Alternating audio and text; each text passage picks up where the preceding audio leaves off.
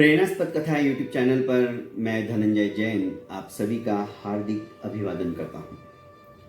दोस्तों, सिंहासन 32 में 7 दिन हो गए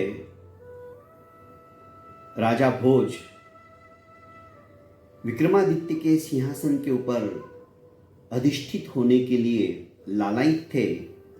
प्रतिदिन सुसज्जित होकर जैसे ही वे सिंहासन के ऊपर बैठने के लिए उद्यत होते, सिंहासन में लगी हुई 32 पुतलियों में से एक एक पुतली जागृत हो जाती और वो कहती, यदि आप में महाराज विक्रमादित्य जैसा शौर्य, उनकी जैसी विचक्षणता, उनकी जैसी बुद्धिमत्ता,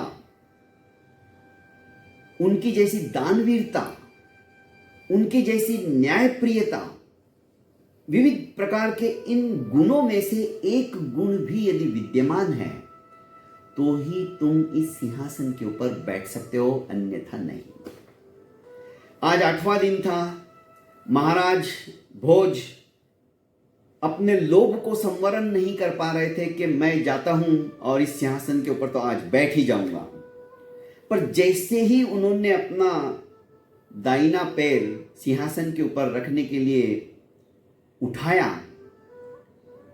8वीं पुतली पुष्पवती नाम की प्रकट हो गई और कहने लगी, महाराज रुकिए, आप में महाराज विक्रमादित्य जैसा एक भी गुण नहीं है, आप इस सिंहासन के योग्य नहीं हो।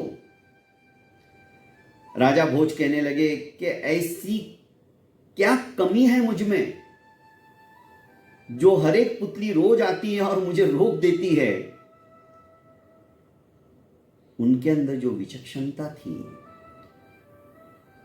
उनके अंदर जो निडरता थी, वो राजन आप में नहीं है।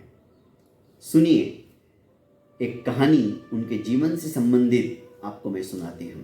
और पुष्पवती राजा भोज के अभिमुख होते हुए कहने लगी, एक बार महाराज विक्रमादित्य के दरबार के अंदर एक बढ़ई आता है। बढ़ई कारपेंटर, आज की भाषा में सुतार, जो कि लकड़ियों से, काष्ठों से विविध प्रकार की वस्तु को बना सकता था। उस बढ़ई ने एक लकड़ी का घोड़ा बनाया था।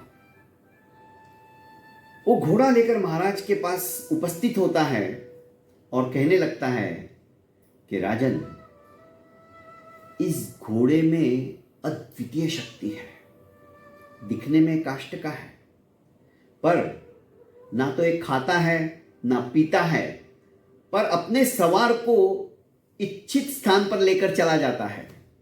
राजा बड़े खुश हुए। उन्होंने दीवान को आदेश दिया कि इसे 1 लाख स्वर्ण मुद्राएं दे दी जाए। दीवान ने देखा कि लकड़ी का घोड़ा और 1 लाख स्वर्ण मुद्राएं। उसने कहा, महाराज गुस्ताखी माफ हो, इसका मूल्य इतना नहीं है जो आप दे रहे इसको। राजा विक्रमादित्य ने क्रोधाभिभूत दृष्टि से जब दीवान की तरफ देखा तो दीवान सहम गया। अब इसे 2 लाख स्वर्ण मुद्राएं दो। तुम्हारी हिम्मत कैसे हुई इस तरह से पूछने की? चुपचाप दीवान ने उस बढ़ई को 2 लाख स्वर्ण मुद्राएं दी। जब बढ़ई वापस अपने स्थान पर जाने लगा तो उसने महाराज विक्रमादित्य से हाथ जोड़कर निवेदन करते हुए कहा कि महाराज, आप जब भी इसकी सवारी करो तो इसे पैरों से एड़ लगाना, चाबुक मत मारना, हंटर मत मारना, कोड़ा मत मारना। राजा ने कहा, ठीक है।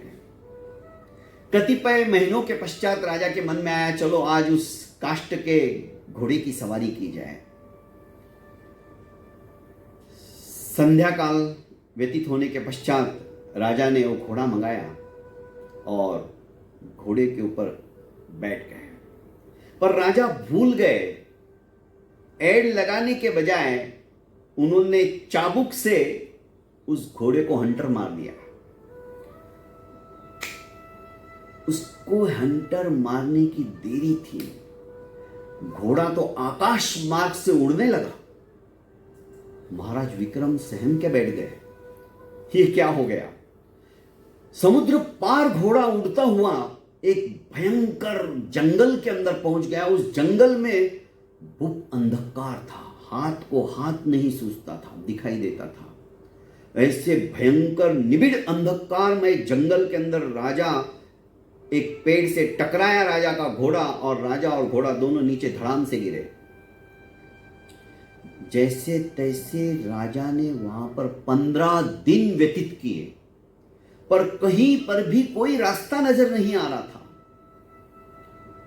आखिर घूमते घूमते एक छोटी सी कुटिया राजा को दृष्टिगोचर हुई, और कुटिया में से ये गुफा निकलती हुई बहुत दूर तक जा रही थी। वहां पर भी अंधकार। उसी कुटिया के बाहर 2 कुएं थे और एक बहुत बड़ा वृक्ष था। राजा ने सोचा ये कुछ तो भी अजीब लग रहा है यहां पर, और महाराज विक्रमादित्य उस पेड़ के ऊपर जाकर बैठ गए। देखा उसी पेड़ के ऊपर एक बंदरिया थी। वो बंदरिया कभी नीचे आती, कभी वापस ऊपर चली जाती, बड़ी उछल कूद कर रही थी।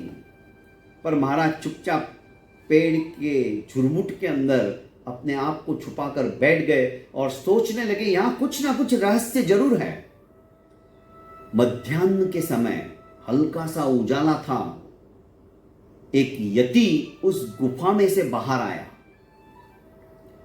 यति ने आते ही बाईं ओर जो कुआं था उसमें से थोड़ा सा जल लिया और उस बंदरिया के ऊपर छिड़क दिया। देखते ही देखते बंदरिया एक सुंदर स्त्री के रूप में सुसज्जित होकर यति के सामने खड़ी हो गई। यति उसके साथ पूरा 1 प्रहर तक मौज मस्ती करता रहा, और जाते जाते फिर से उन्होंने दाईं ओर से पानी निकाला कुएं में से और उस स्त्री के ऊपर छिड़क दिया। स्त्री फिर से बंदरिया बन गई। बंदरिया वापस पेड़ पर चढ़ गई। महाराज विक्रमादित्य आश्चर्यचकित हो निर्निमेष दृष्टि से यह सब नजारा देखते रह गए। जैसे ही यति गया, महाराज विक्रमादित्य नीचे आए और उन्होंने वापस उसी बाईं ओर से जल निकाला और उस बंदरिया के ऊपर छिड़क दिया। बंदरिया फिर से स्त्री हो गई, सुंदर स्त्री। महाराज विक्रमादित्य ने कहा कि तुम कौन हो, तुम्हारा परिचय दो। उस स्त्री ने कहा कि हे पुरुष, तुम यहां से चले जाओ, हम तपस्वी हैं, तुम्हें श्राप दे देंगे। महाराज विक्रमादित्य ने कहा तुम मुझे नहीं जानती, तुम मेरा कुछ भी बिगाड़ नहीं सकती हो। मैं राजा विक्रमादित्य हूं, मैं किसी से डरता नहीं हूं। इतना सुनना ही था, स्त्री उनके चरणों में गिर गई, क्योंकि भविष्यवाणी हुई थी कि राजा विक्रमादित्य ही तुम्हें यहां से मुक्ति दिलाने वाले हैं। और साक्षात विक्रमादित्य को अपने आंखों के सामने पाकर वह स्त्री गदगद हो गई। राजा विक्रमादित्य से उसने संपूर्ण स्थिति सुनाते हुए कहा कि मैं कामदेव की पुत्री, मेरी मां का नाम पुष्पावती है। 12 वर्ष की जब मैं थी तो मेरे माता पिता ने मुझे एक काम कहा था, पर मैं वो काम मैंने नहीं किया, तो गुस्से में आकर मेरे माता पिता ने मुझे इस यति को दे दिया, और यति तब से मुझे बंदरिया बना कर यहां पर रखता है। जब उसका मन होता है आता है, मुझे वापस स्त्री बनाता है, मेरे साथ क्रीड़ा करता है, मस्ती करता है और वापस चला जाता है। मुझे आप ही यहां से निकाल सकते हो। महाराज विक्रमादित्य ने कहा कि ठीक है, अगले दिन जब वो यति आए तो उससे अपने लिए प्रसाद स्वरूप कुछ ना कुछ मांग लेना। उसने कहा ठीक है। राजा फिर से उस झाड़ियों के बीच में जाकर छुप जाते हैं।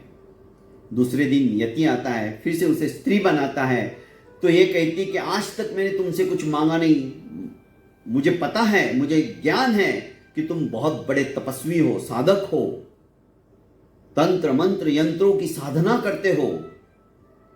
यति खुश था। उसने उसे एक पुष्प दिया, और वो कमल का जो पुष्प था उसकी खासियत थी कि प्रतिदिन उसके जैसे ही खिलता था सूर्य की किरणों के साथ में, उस पुष्प में से एक लाल, बेशकीमती लाल, जिसका मूल्य आंका नहीं जा सकता, वो निकलता था। बंदरिया बनी स्त्री खुश हो गई। 3 घंटे के बाद जब यति वापस चला गया, महाराज विक्रमादित्य फटाफट आए और उन्होंने फिर से उसे स्त्री बनाया और स्त्री को अपने साथ लेते हुए जाना अब दुष्कर था। तत्काल उन्होंने अपने वेताल को स्मरण किया और कहा कि वेताल, मुझे तुम यहां से इस स्त्री के साथ बाहर निकालो।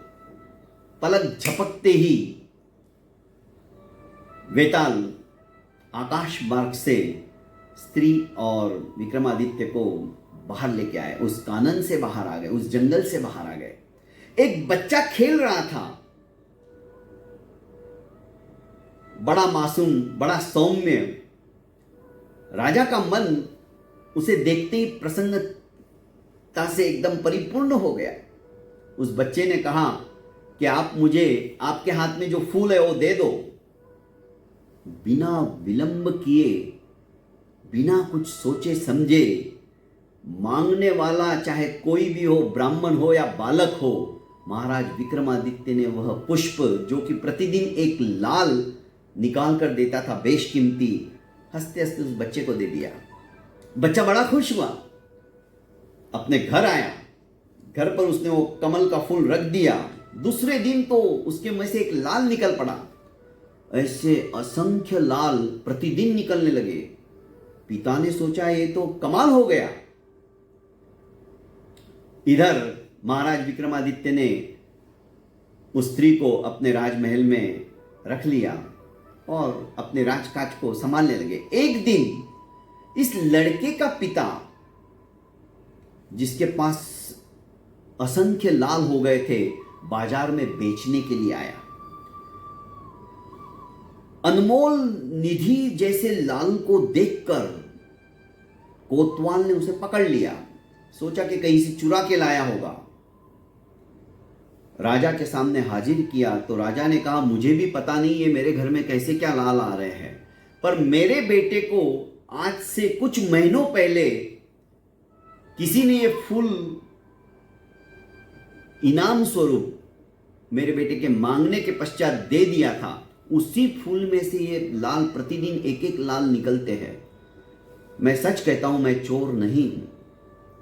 महाराज विक्रमादित्य के सामने जब ये बात रखी गई तो महाराज विक्रमादित्य को वो घटना याद आ गई।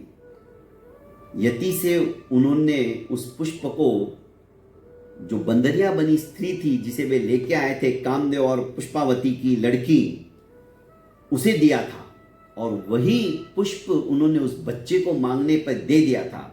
उन्होंने कहा कि बिना जांच पड़ताल किए मेरे नगर के नागरिकों को आप इस तरह से सजा नहीं दे सकते। यह पुष्प मैंने ही दिया था उस बच्चे को। पुष्पवती ने राजा भोज की तरफ देखते हुए कहा कि राजन, क्या इस प्रकार की दानवीरता बच्चे ने भी मांगा और इतनी अनमोल चीज जो यति से प्राप्त हुई थी, क्या तुम दे सकते हो? क्या इतने निबिड़ अंधकार के अंदर जब घोड़ा उन्हें उड़ाते हुए समुद्र से लांघते हुए, जो राजा घबराया तक नहीं, विचलित नहीं हुए, क्या ऐसी ताकत, ऐसा शौर्य आपके अंदर है? यति का उस प्रकार का रूप देखकर, बंदरिया से स्त्री बनते हुए देखकर भी वे विचलित नहीं हुए। क्या इस प्रकार की क्षमता आपके अंदर है, दृढ़ता आपके अंदर है? यदि नहीं तो राजन, आप इस सिंहासन के ऊपर नहीं बैठ सकते। दोस्तों, 8 दिन हो गए। राजा भोज प्रतिदिन सिंहासन के ऊपर समारूढ़ होने के लिए उद्यत होते, पर एक एक पुतली आती है और राजा के शौर्यता से परिपूर्ण कथा को सुनाकर राजा भोज को उस सिंहासन के ऊपर अधिष्ठित नहीं होने देती। अब 90वें दिन 90वीं पुतली क्या कहानी सुनाएगी, ये तो सुनने के पश्चात ही आपको पता चलेगा। आज के लिए इतना ही काफ़ी है। इजाज़त मांगता हूँ और कल फिर इसी वक्त इसी समय हम मिलते हैं। तब तक के लिए बहुत बहुत धन्यवाद दोस्तों। और आशीर्वाद स्वरूप ये कहानियाँ आपको कैसी लगती है कमेंट बॉक्स में आप अपना अभिमत जरूर दीजिएगा और ज़्यादा से ज़्यादा इसे लाइक एवं शेयर कीजिएगा। प्रणाम।